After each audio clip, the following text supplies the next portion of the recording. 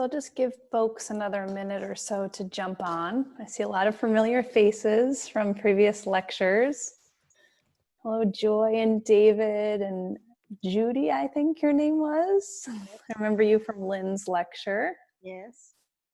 I have a thing that's blocking me here on my screen. It's the title of your lecture, and it's just filling practically almost my whole screen. Is that occurring for other people too? I mean, you're sharing your screen so we're able to see the presentation, right? Yeah, as but you usually do. It should say, yeah, I'm sharing my screen. Oh, okay. All right. Okay then. All right. Good point, Joy. And Sarah and Steve and Lauren and Hannah and everyone else who's joined. So I'll jump on and get started. So here we are in the 5th lecture. Let me add my video. Actually, I didn't realize that my video is not on. Here we go. And let me get your videos back so I can see you all. Okay, I cannot see your videos, but that's okay. So I'm adding this here. Okay. So here we go. So we're in our 5th lecture of the Ayurveda mini-series. This one is on boosting your home medicine cabinet. So if you've been on before, we're going to use somewhat of a similar structure today for our presentation. I'll be your presenter, Emily Murphy-Core, and we're here at Setu. So I'm not in the tiny house tonight, but I'm joining you from our currently being renovated sunroom. So I'm getting a little bit of rays, and I'm hoping that the sun stays out long enough to still light our presentation, or else I'll be in the dark. So what we're going to go over today is we'll have some interactive polling. So please do have your polling feature turned on. Some folks have to go to the preferences to have that turned on. So now's a good time to do that if you need to do that, because there will be a good amount of polling actually in this one. Then there'll be 30 minutes of lecture and 15 minutes of Q&A. So per usual, what we typically do is the 30 minutes of lecture, if you have something that's a clarifying question, definitely feel free to write it in the chat, and I'll click on the chat and see that you had something to say. If it's something you think you could hold until the end, then best hold it till the end when we have our bigger discussion. So we can kind of keep flowing along, especially because we do break up the presentation a little bit with the polling, and we have a lot to cover. So we'll go over some foundational concepts today. The one that we're going to be touching upon is taste. So this influences not only your food, but the medicines you may use and that we're going to put in your cabinet, or you'll put in your cabinet, and definitely the herbs and spices we'll be talking about for your garden. So, and as always, ask, ask, ask. So if you have questions, write them down so you don't forget them. There'll be ample time at the end, and I allow you to kind of like either throw them in the chat or say them out loud if you'd prefer, however you'd like. So the foundational concept that I wanted to review, so this one's review, the tastes are new. The foundational concept is in Ayurveda, the world is made up of 5 elements. So we've talked about this a bunch, but it's important to remember that everything is 5 elemental. So we talked about this related to us, right? Like our individual compositions are made up of the 5 elements. They're here below: space, air, fire, water, and earth, right? They're seen in our individual constitutions, they're seen out in the environment. Everything on earth is 5 elemental. And you'll see it as applied to, we did some seasonal work, it's in foods, it's in our spices, so we'll be talking about that today.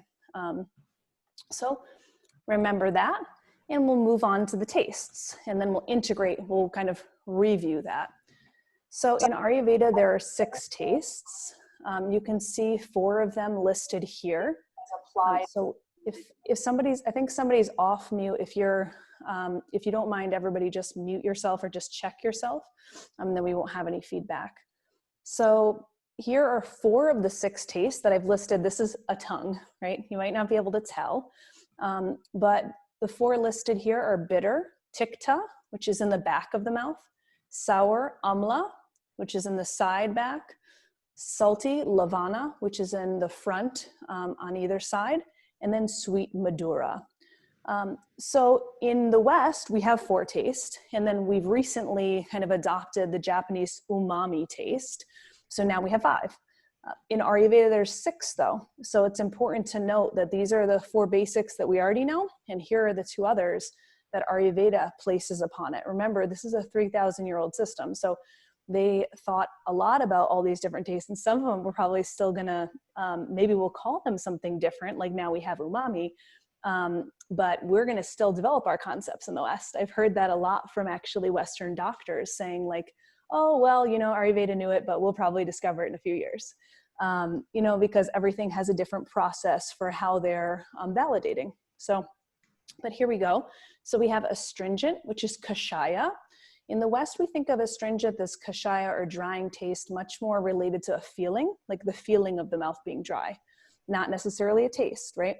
And then we have pungent, which is katu. And so this is a heated quality, right? And we'll go over actually what foods exemplify this so you can really ground the concept. But this is an important basics for actually all of how Ayurvedists think about food, spices, and applying some of the concepts around elemental theory to balancing using foods and spices. I put a little bit of the Ashtanga Hridaya here, so you guys can kind of read it. It's a little off kilter, but that's fine. So this is called the Shad Rasas. So rasa means taste, Shad means 6. So if you come across that again. So guess what? The 6 tastes are also 5 elemental. So it shouldn't come as a surprise because I kind of led with that at the beginning. But here are the 6 tastes as they relate to their elemental makeup. So we have sweet, which is earth and water makeup. Sour, earth and fire. We'll go right on down the chart. Salty is water and fire. It has more of a heatedness, right? Pungent, which is fire and air. Definitely some heat and things that are pungent. Bitter, air and space. And astringent, air and earth, that drying feeling. So I think when last time we spoke in a different lecture about this, we talked about the elements related to the season, if you remember, and the elements related to the dosha. So what I'm going to do is give you guys a little quiz now because some of you have been with me for all 5 lectures. So hopefully you'll know some of the information. What I'm going to have you do here is elements and dosha. So I'm launching a poll. So now you'll know if the poll works for you. So here's a little poll. And what I want you to do is think about what kapha, pitta, and vata, what elements they were made up of, if you remember that. If this is your first lecture, you can just take a guess, or you can just sit this one out.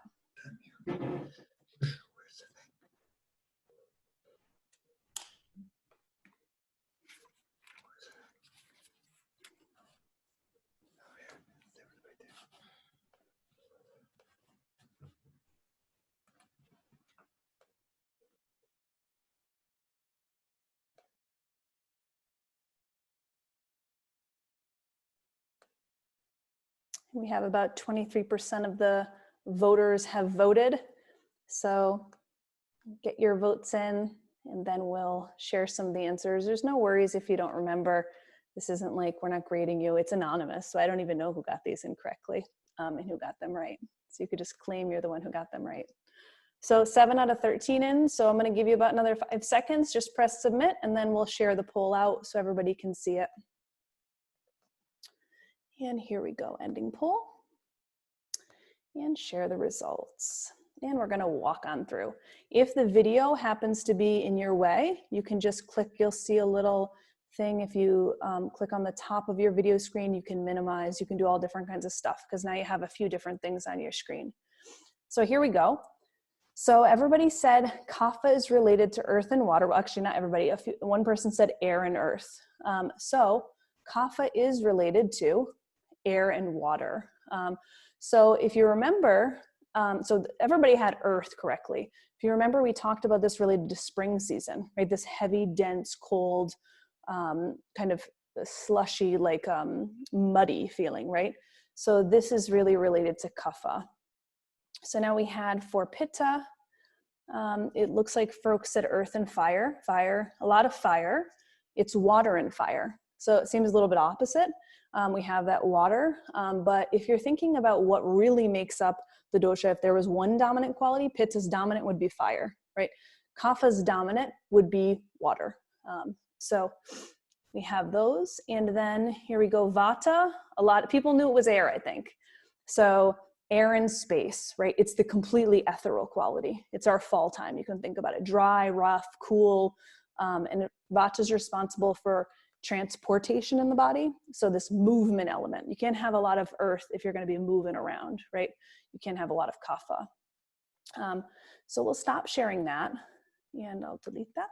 So this is a look to say like, okay, we're going to use these three concepts. So look at this chart a little bit because there'll be another poll. So we're really going to start to think about, if we look at the taste and we look at the elemental makeup of the taste, we do the same. We look at the elemental makeup of the dosha. Remember, the dosha is a constitution, right? Our individual constitution, or it could be the constitution of, really it's our individual constitution. Let's leave it there.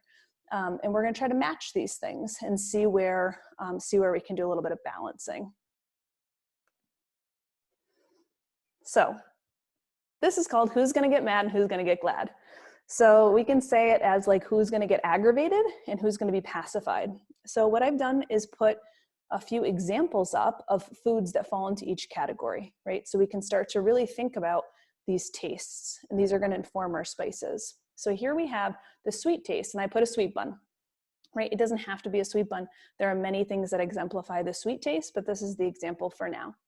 So we have sweet is made up of earth and water.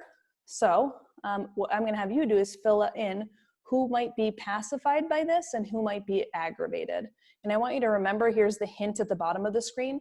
Like increases like, we talked about this before, and opposites pacify. If you weren't here before, what that means is that if you have something, like let's say you have kapha, if you add things that are kapha oriented onto it, it's going to increase it, right?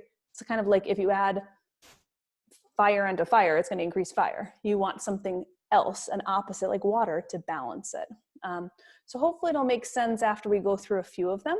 So the first quiz is going to be the sweet and sour taste. So you're going to do both of these, and you're going to try to think, if I have to think of a dosha, what one will be aggravated by sweet and what one will be pacified? And you can select two if you want.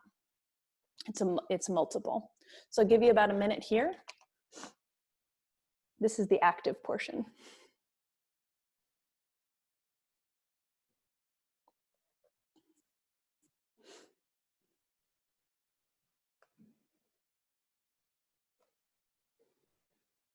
So who would get aggravated?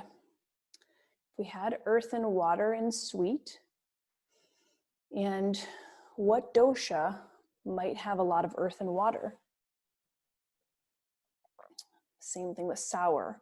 What dosha might have a lot of water and fire that it would bring it up too high, and vice versa?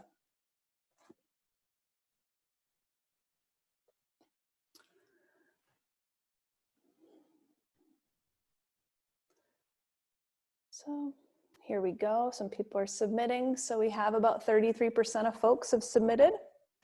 We'll give you about another 30 seconds since we're about almost halfway.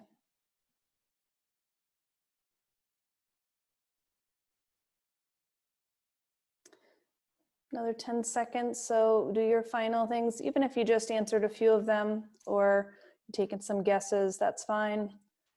And I'm going to close out the poll.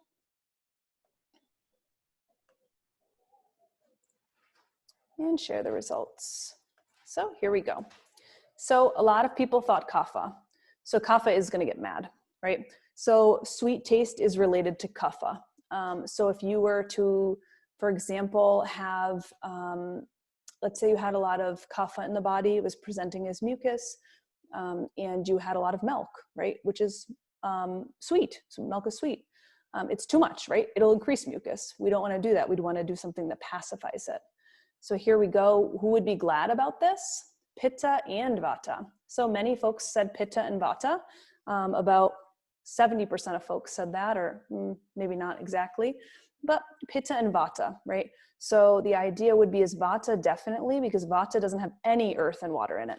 So it's air and space. And additionally, Pitta does have a little bit of water, but its dominant is fire. So from studies over thousands and thousands of years, they've suggested that sweet does not aggravate Pitta.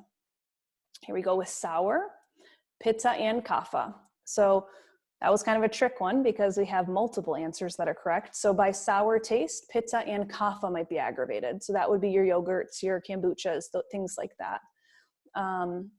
Who would be happy about this? Vata. And most folks said Vata. So Vata doesn't have any water or fire. So you can kind of get a feel for how this is going. Like if the taste, one of the Shad Rasas, the 6 taste, has a lot of that element in its quality, then it is going to aggravate things that have that element. So now that we've gotten a little bit of the hang of it, the next one you're going to do, so we have 2 more, and we'll do this again. So this should take a little less time, I think, because now people are used to it. Here we go, pungent and bitter. So we have pungent, which is represented as ginger. Who is it going to aggravate, right? What elements will be aggravated and what elements will be pacified? Which one, Vata, Pitta, Kapha, has most fire and air? That's who's going to be aggravated, right? Which one has no fire or air or limited amounts? That's who's going to be happy about this. And for the bitter, we have arugula here.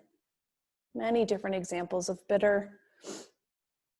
Bitter gourd, spinach. A lot of your springtime vegetables are bitter. That might be a hint. Some of these things follow seasonal routines. About 25% of people have submitted. We'll give about another 15 seconds or so.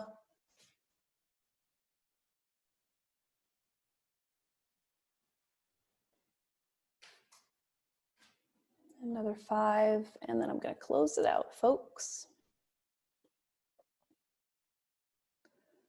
And ending. And I'll share those results. So here we go. So who's going to be aggravated with too much ginger or too much of these heated spices like red chili pepper? Pitta, right? Pitta is going to be most aggravated. Vata, a little. There's a little bit of air in there, right? So Vata may get aggravated, right? If the system becomes too dry, because we talked about Vata being very dry because it doesn't have any water in it. Who's going to be happy about this situation? Kapha. So many people, it was kind of a Kapha Vata. People were unsure because Vata only had the air quality, but yeah, Kapha will be happy, right? Kapha has no fire or air in it. For this next one, for bitter, most people got it, Vata, right? Vata will be aggravated by bitters, right? So we don't actually have a lot of bitter vegetables that come out in the fall.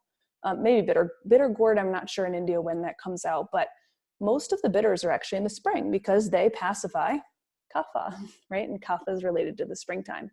Pitta is pacified a little bit by the bitters also. So folks who guessed that or kind of intuitively knew that, that's the direction we're going in. The last 2 tastes. So you're not expected to remember all this, but you can always go back to the lecture if you want to kind of jot down more notes. The last 2 that we have, and then we're moving on to how this affects what we have in our medicine cabinet. We have the astringent and salty taste. This will be the last poll for the day. Then there'll be more lecture. But here we go. So the astringent, for astringent, which is made up of air and earth, we have green tea pictured here, right? It could be a very astringent apple, right? Something that's not really mouth-watery, one that dries out your mouth. Those are some good examples of some astringent. Turmeric's an astringent, right? That's really drying. Salty, salt. Salt or tamari or seaweed because it's in the ocean, it's salty. So you can kind of look at those elements that it's made up of and figure out who would be aggravated by too much air and earth, who would be aggravated by too much water and fire, and then who would be pacified.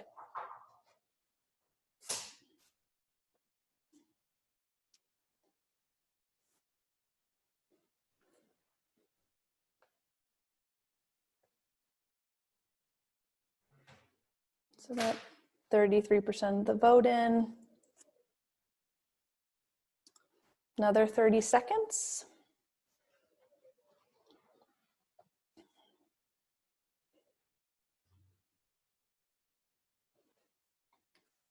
And click in your votes for what you think. I'm going to close out the poll in about 5. I don't want to miss anybody. And we're ending the poll. And sharing the results. So here we go, astringent. Who's going to be bothered by too much astringent? People are getting the feel of it, vata, right? Vata has a lot of air. Kapha has that earth element, but I said before, if we're going to think about the dominant element in each, kaphas would be water, pittas would be fire, vatas would be air. So sometimes there's 2 answers. In this one, maybe if we had way too much astringent, but kapha is pretty wet, so it doesn't really bother them. Kapha is more pacified by it. And then we have salty, kapha and pitta. So everybody guessed that actually. Oh no, wait, hold on. Most people guessed that. I was on the last one. So kapha and pitta, right? We have the water, which is high in kapha, and pitta, pitta actually is water fire. So it's really aggravated. And then vata is pacified by this. So this is a walkthrough. I try to give some type of fundamental concept each time, so you can start to build your own knowledge, right? When you're thinking about this, maybe you go back and you say, okay, like, wow, it's spring season and I'm feeling a little bit of kapha imbalance. What could I do to balance it, right? And if you want to go deeper, because usually this would be like a whole day lecture, we're going to have the Foundations of Ayurveda course starting in June, an 8-week course, 1 hour a week with a little bit of homework. We're going to go much deeper into this, but this is just an overview so you start to get some concepts.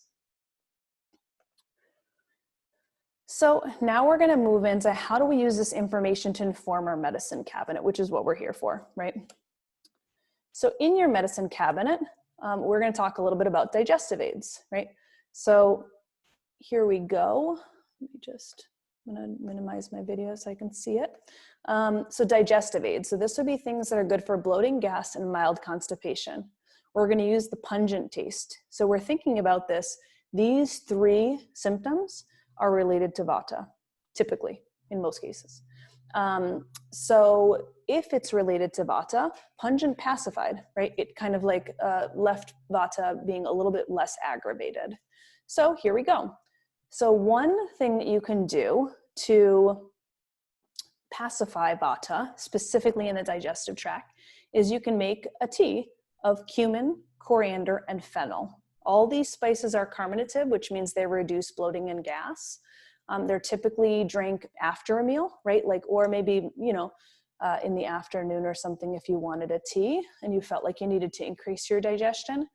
So this would be something great to have in your medicine cabinet. These 3 spices, which you can easily get at the Indian grocery or the regular grocery, they're really available anywhere. You can see the instructions above, which say make the tea by boiling 2 to 3 cups of water. You'll add the whole spices after you've already heated the water. So you boil the water, then you turn the burner off. You put the whole spices in the quantities listed below, and then you let it sit for 10. Then you just strain it. You can add some honey afterwards if you'd like, if the taste isn't, it's not going to be a sweet taste. So if you're more prone to liking something a little bit sweeter, you can add a little bit of that. But it's really important that you don't put these spices in when the water's boiling. Some of these spices have volatile oils, so that means that the oils, the volatile elements in these spices will actually leave, right? And we don't want that. We want all the medicinal qualities that we can have. Another way you can do this, let's say you don't like fennel. Fine, have cumin coriander tea. You can pick any of these, right? And you can kind of make your own brew. It doesn't have to be at the same kind of half a teaspoon I'm giving you. So if one bothers you, eliminate it. Another thing you can do is if you love fennel, and you're like, I don't want to make tea all the time, I don't have time for that, you can just carry fennel seeds and have them after a meal. If you've ever noticed in an Indian restaurant, actually at the counter, they usually have like a little bowl and it has fennel seeds in it, right? It's considered a digestive aid, so you have it after the meal. Sometimes they're candied, right? You can get that at the Indian grocery. That's not what I'm recommending necessarily, but I do enjoy them once in a while. So these are 3 nice spices, pungent spices, that you can include in your medicine cabinet. So somebody has some type of digestive problem, you can give it to them. I highlighted fennel here because we're going to talk about that as something you can grow in your garden. Congestion issues, right? So if somebody's suffering from some congestion issues, we have turmeric and ginger, things you can have on hand. You can have them powdered on hand, or you can have them in the whole form, right? In the fresh form. So what we're going to do is go over 2 different recipes that you could have here. So if you want to soothe an uncomfortable throat, what you can do is gargle with turmeric and salt, right? This would be turmeric in the dry form, which you can either choose to dry yourself or buy at the store. And take it in the morning and evening and gargle until the cup's done. Really simple. This is astringent, right? So if we're wanting to dry up any kind of kapha that's there, that would help. If there's also some inflammation, turmeric is an anti-inflammatory, right? So we're using that as for that purpose. Then we have congestion. So the best thing to use for congestion, which is often recommended in the spring, is ginger, right? It's pungent, it's heating, it's going to move kapha, liquefy kapha, any kind of mucus stuck, and move it on out, which is what we want. So you can either do an infused steam, right? What you do is you'd put some ginger in a pot, hot water, boil it, put your head over the pot with a towel, which you see in older movies. Maybe you don't see it in movies so much anymore. And then just inhale that, right? It can help to unblock those sinuses. You might have seen people doing this with eucalyptus oil, same kind of idea. Some people have put like Vicks Vapor Rub or all different kinds of things in their pot, or maybe their mothers did that. So this is the same idea. You can use ginger to do that. And lastly, for congestion, you can make a ginger tea with honey and lemon, right? So ginger, pungent. Honey would add a little bit of sweetness. We don't want to overdo the honey, but the nice thing about honey is it's considered, although it's sweet, which would provoke kapha and provoke, we'd think, mucus or kapha-like symptoms. Honey is actually considered scratching, so it has a special effect, and as does lemon. Lemon they call it a prabhav, something that doesn't fit in the normal. It's almost like a math equation that has a little bit of a different rule than what we were taught. And lemon has that too, where it has this special effect and it doesn't actually aggravate kapha, even though it's sour. So turmeric and ginger is also something we'll talk about when we get to our garden, because it's something we can grow. Just some fun extras here. So we have some things that are mouth remedies, right? Toothaches and bad breaths. Not breaths. So cardamom and cloves, 2 easy things you can have in your medicine cabinet, and maybe you already have them. Bad breath, grab some cardamom and you can pop it in and chew on it, right? Maybe chew it slowly if you feel like the cardamom is really spicy for you, but this is a nice remedy for bad breath. It's also an antiseptic, so, not antiseptic, it's antimicrobial. So you can use that. Avoid when pregnant. So this is one of the ones, most of them don't have any counterindications, but if you were pregnant, it has a strong heating quality, so you wouldn't want to do that. Tooth pain, cloves, right? They have a numbing effect. So what you can do is if you have a toothache, you can take a clove, put it in your mouth and put it between the place of where the tooth is and maybe your cheek, and it'll numb that area, right? It's not a replacement for the dentist, but it's something that you can do as a short-term solution. A few things that you can grow to expand your cabinet. So these are things that were mentioned either in this lecture or previous. So I wanted to include a little bit of diversity. So turmeric was mentioned today, and ginger and fennel. Ashwagandha and tulsi were mentioned previously, right? We talked about ashwagandha as related to better sleep. It has a lot of different effects, but that's what we talked about it for. And tulsi we talked about related to being a nervine and great for the upper respiratory system. So I'm just going to mention a few things about these, and you can definitely proliferate the chat box with questions around these as we'll have about 15 minutes to chat. So tulsi has 3 different types, and I did mention this before really in passing, so I felt like I need to just reiterate a little bit. So there's Rama, Vana, and Krishna. This will be important if you decided to grow it. because Rama Tulsi and Krishna Tulsi are both considered the traditional Tulsis that have medicinal benefit. There are about 60 different types of Tulsis, but these are the ones you really find on the market. Vana Tulsi, which is marketed as Tulsi, is actually perennial basil, or like they call it African basil. So it doesn't have the same medicinal quality. And as you can see from the Latin names, it actually is a different species. So you'd want to stay away from that if you were trying to grow Tulsi, and favor the Rama or the Krishna, depending on how much you like the flavor of Tulsi. Rama is much milder. Krishna, which is the purple leaf in the middle, is a little bit stronger and known for its medicinal benefits. So we'll go into the general growing instructions, and then you can see why we would grow this.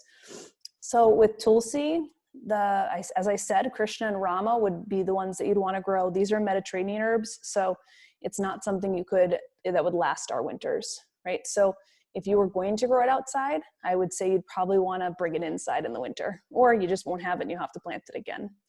Most people, even in India, plant it in a pot like is shown here. So that's completely doable. You can have that indoors, then you can take 2 leaves of Tulsi in the morning, which is really nice, or you could just pluck it when you want some tea. You could also dry it. So if you were going to plant it outside and just let it be, and you weren't going to take it in the winter, I would recommend clipping it all down, flowers and all, and then drying that, either by hanging it or putting it in, one of those like air dryers. So it's a nervine upper respiratory tonic. Mostly we use it, we'd eat it, or we would put it in teas. So I think I've mentioned both of those. As for, I think that was all the things that I wanted to say. I did write a note, so let me just check. Zones 10 and 11 is what it grows in, was the only thing that I wanted to mention. So since I'm in Vermont, I'm in zone 5. So maybe if you happen to be zooming in here from Florida or something, this will grow fine for you outdoors. I will say, no, I'm not going to say because we're going to run over. So fennel is the next one. So this is a digestive aid. We talked about this. Now, most people, they're like, oh, fennel, it's grown as a bulb, right? You could see this bulbous thing at the bottom. Most people don't wait for it to go to seed, so they don't really see that. Or they have this Florence fennel, which is most commonly grown so that you can chop it up and put it in soups and salads and things. You would want to favor this Foeniculum vulgare. I'm not sure if that's how you pronounce it in Latin, but you'd want to get that version because that's the one that will flower and have the most seed production if you're looking at it for the digestive aid, right? And you'd have to let it go to seed. So it does mean cultivating it and then picking the seeds in late summer, early fall. So that would be the production of that. It loves the sun, and it's also a Mediterranean crop, so you're not going to get it to grow multiple years. This one would be one I'd put outdoors, or we do put outdoors. Then we have turmeric and ginger. Some of you might even be growing this already. You can grow in a pot or outdoors. The best way to get the most amount of ginger and turmeric here is to have a longer growing season, which we don't. So that would be about 7 to 8 months. Ginger a little less, turmeric a little bit more. So if you grow it outside, if you start it early here, seed it inside, and then put it out, you're talking about a 6-month growing season probably. It's just going to be a lot smaller, or just, you're not going to get as much. So what I would recommend is potting it in a plant like the Tulsi, or planting it in a pot like the Tulsi.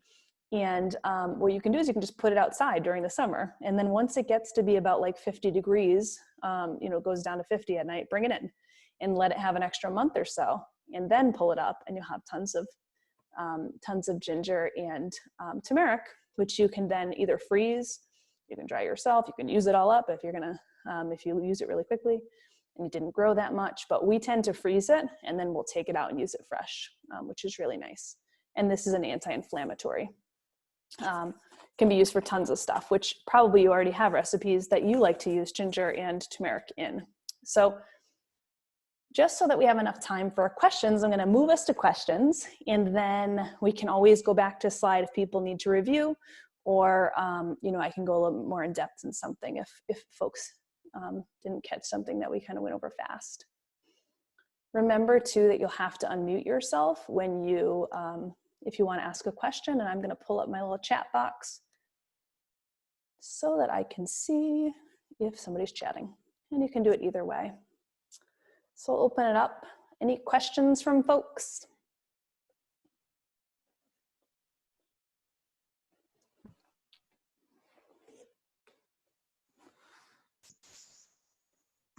Oh, thanks, Judy. It was nice to see you.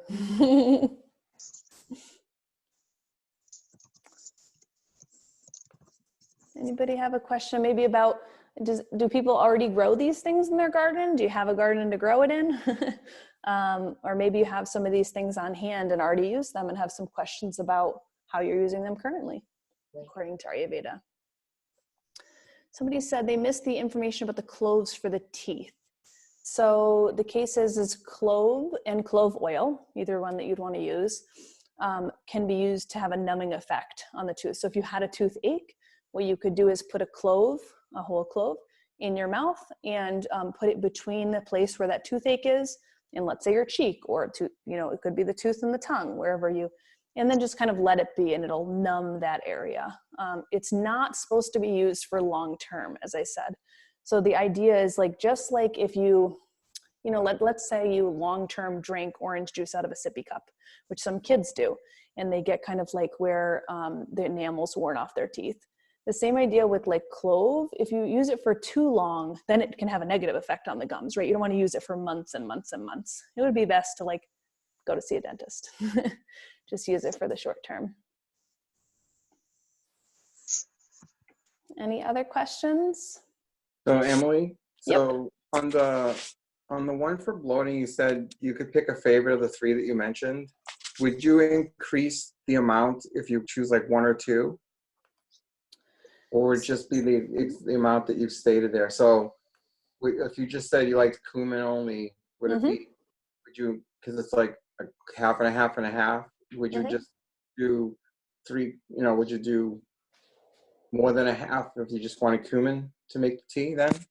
Yeah, I mean, I give these out as recommendations for the spice level people might like. Truthfully, the way I do it is I just have a spoon and I just throw stuff in, and I know kind of the taste, but at the same time, I look for a certain amount to be in the pot. So I would increase it a little if I wasn't going to use one, but it's also about, definitely it's going to have more medicinal properties the more you put in. But it's also about, can you stomach it, right? We don't want to make a tea that tastes gross. So if you decide you only like cumin, but then if you tripled the cumin, right, and you put 1.5 teaspoons, that might be way too much for you, right? And you're woof, this is awful tea. And then you're trying to plug your nose while you're taking it down. So I would just adjust to what you feel is a good level, but definitely try to increase a little and then see if you still like the flavor. Okay, thanks.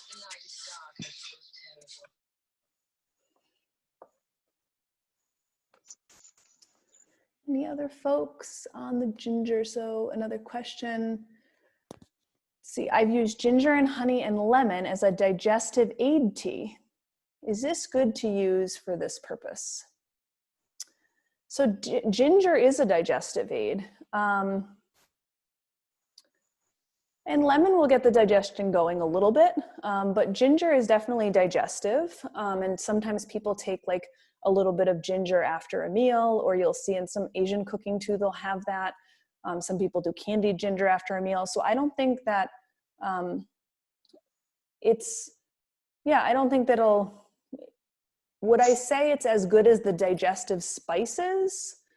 Well, ginger's a pretty good digester, so I guess I would say that. So yeah, I think this is fine. As long as you're not overdoing it on the honey, I would say that would be fine. It depends too on it would depend too on what else was going on. If you had any other, because these are general recommendations. So if you had any other things going on where pitta was aggravated or some other heat problems, maybe I would stick to, for example, coriander is considered, even though it's heating, it's pungent, it's actually considered cooling for pitta. So there's this kind of side information that's not included in the basics lecture, but I would say for all intensive purposes, as long as you're not experiencing any problems with that, it's probably fine. So what dosha is the tooth pain considered, or pain in general, and the bad breath? So tooth pain, so pain in general, I'll go with. So pain in general is considered a vata issue. I'll go to that slide. Let's see here. And here we are. So pain is considered a vata issue. And the idea too is that like,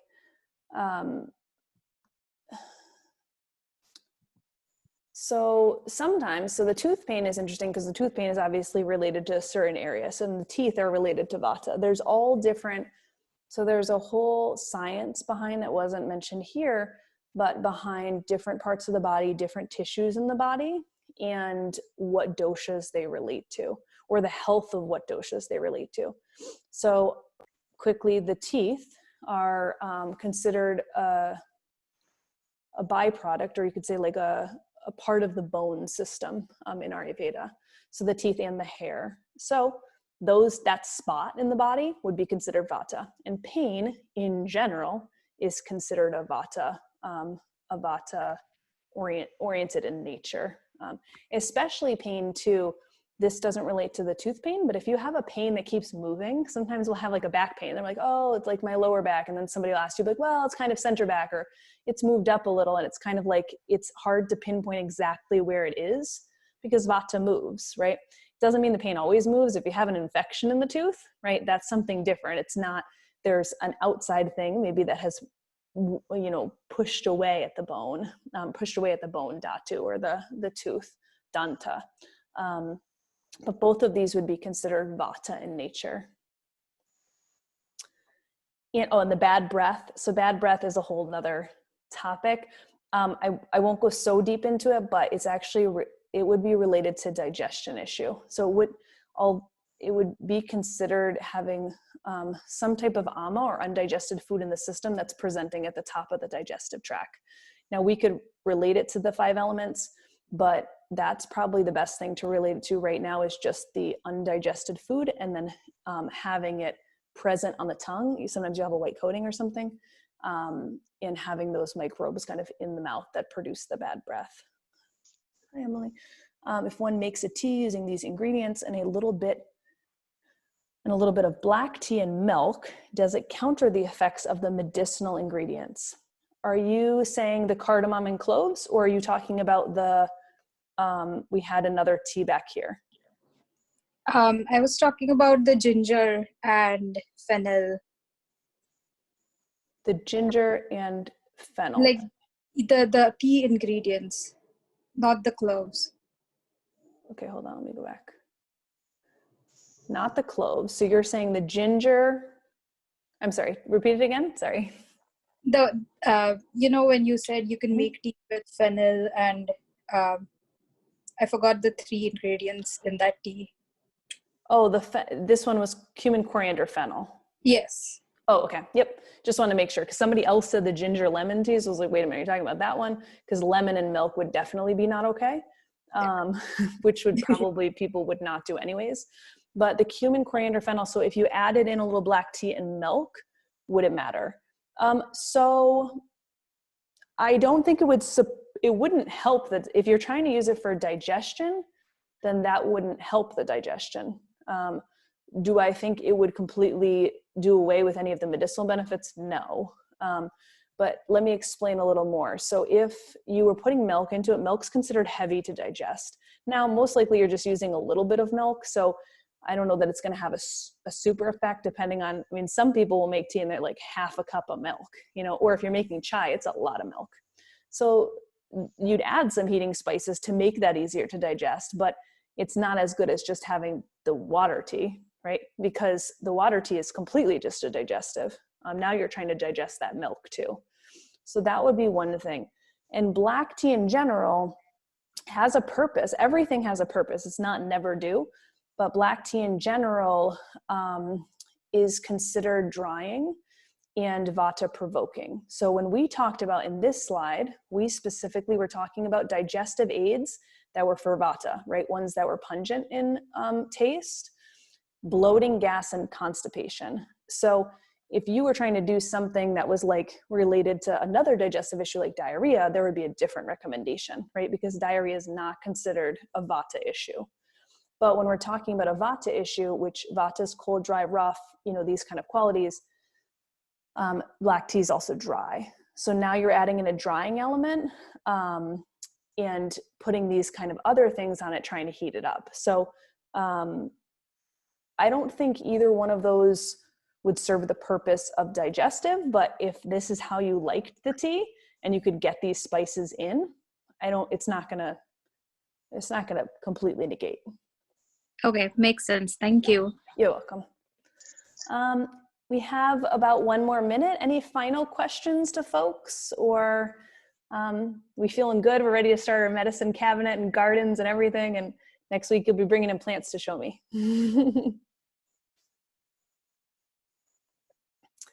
It seems like everybody is good. So I'm going to go back to the final slide. Here we go. And I'm going to make a request too. So first things first, next Tuesday's lecture is an at-home spa evening. So what we're going to do is some Abhyanga. We're going to do some oiling specifically of the feet. You can oil somewhere else if you wanted to. If you just wanted to be with us and you didn't have oils, that's fine too. You can see the process. But what you should plan to do is bring some oil, right? So I'll give you a little bit of time at the beginning, but bring your oil. And if you have a tub, you can soak your feet in with some warm water. That's always nice, right? You can always turn your video on and go get the warm water too. Turn your video off and go get the water if you don't want to have that right away. But next week's that. So you'll be learning about that, which is a part of, that's a good sleep practice, but Abhyanga in general, the body oiling is considered a daily routine in Ayurveda. So I'll talk a lot more about that. So that's one thing. Second thing that I wanted to say is we are searching for topics for June. So if there was something that we didn't cover or some topic you think would be really interesting, what I'd love you to do is write it in the chat, because maybe like take a minute here. I'd love for you guys to populate tons of things, and it'll give me some ideas to think about how I would frame them, and you know, if they're good for a beginner's lecture series. So please feel free to put those in the chat, and then I'll make the other announcement. So 8-week Foundations of Ayurveda will be starting in June. I'll send a follow-up email to everybody about this. So this would be for the folks who, you know, a lot of these topics we've been pretty rushed, right? We can't really go into all the different foods that fall into the Shadrasas, the 6 tastes, so that you could really understand and start balancing your own diets and have a little more time to goal set around your own kind of eating and kind of the different herbs you're taking in or want to increase. So this will be a nice time where we'll have a little bit more time each lecture, because it'll be 8 weeks to go deeper into these foundations. So if you're interested, I'll send that information out. There'll also be an Ayurvedic doctor who will be Skyping in from India during the session, at least one session, I'm hoping 2.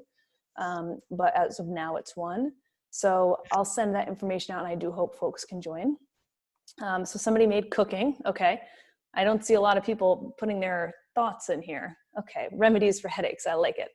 Okay. So keep filling it up. I'm looking for them. Anything you want to see, then you're kind of determining the direction of our free series.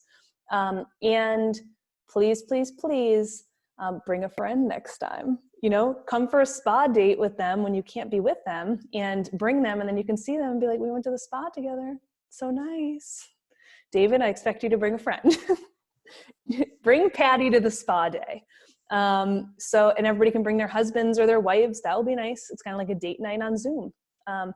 So anyways, I will leave you be because we're 3 minutes over. So thanks for staying on extra. And it's lovely seeing everybody and spending Tuesday evening with you. I'm very much enjoying this. So I hope you are too. And until next week. Thank you, Emily. Bye. Thank you, Emily. Oh, Emily, thank I you, have a question just about the oil that you suggest for the oiling. Okay. What is it called again?